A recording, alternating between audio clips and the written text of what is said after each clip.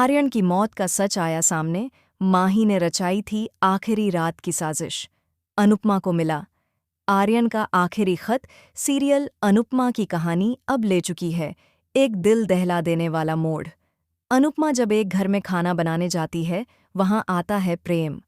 अनुपमा चाहती है कि वह प्रेम से न मिले, पर उसकी हर कोशिश नाकाम हो जाती है। आखिरकार प्रेम उसके सामने आ ही जाता है। डरी सहमी अनुपमा अपना चेहरा छुपाते हुए कहती है, मुझे पता है तुम्हारे परिवार ने मुझे अब तक माफ़ नहीं किया। राही ने बताया कि कैसे मैंने उसकी सारी खुशियां छीन लीं, लेकिन यकीन मानो ये सब जानबूझकर नहीं किया।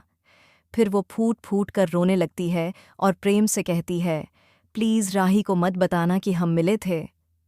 प्रेम हैरान हो जाता है और जब उसे एहसास होता है कि राही पहले ही अनुपमा से मिल चुकी है, तो वह खुद ही कह उठता है, अब समझ आया मुंबई आने पर राही इतनी बदली हुई क्यों थी, क्यों वो उदास थी और क्यों उसने मुझे दोबारा मुंबई जाने से रोकने की कोशिश की थी।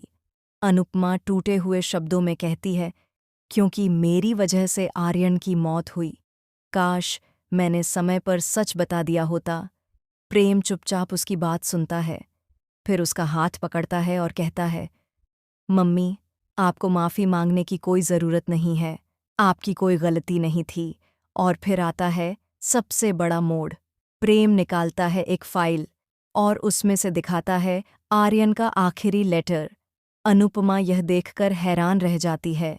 उस लेटर में खुद आर्यन ने लिखा होता है, मैं ओवरडोज जानबूझकर ले रहा हूँ, मैं खुद को नशे से रोक नहीं पा रहा, शायद यह मेरी आखिरी रात है। और यहीं खुलती है असली साजिश की परतें।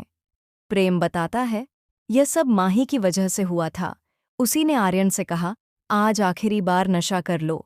और फिर सुहागरात पर उसने तोहफे में उसे दी गलत दवाइयाँ, जिससे आर्यन की हालत बिगड़ती गई। अब कहानी मोड़ लेने वाली है। अनुपमा और प्रेम मिलकर माही की सच्चाई सबके सामने लाएंगे। आर्यन की मौत का सच बाहर आएगा और माही का पूरा प्लान बेनकाब होगा। अब सवाल ये है, क्या अनुपमा फिर से शाह हाउस लौटेगी? क्या माही को उसके गुनाह की सज़ा मिलेगी?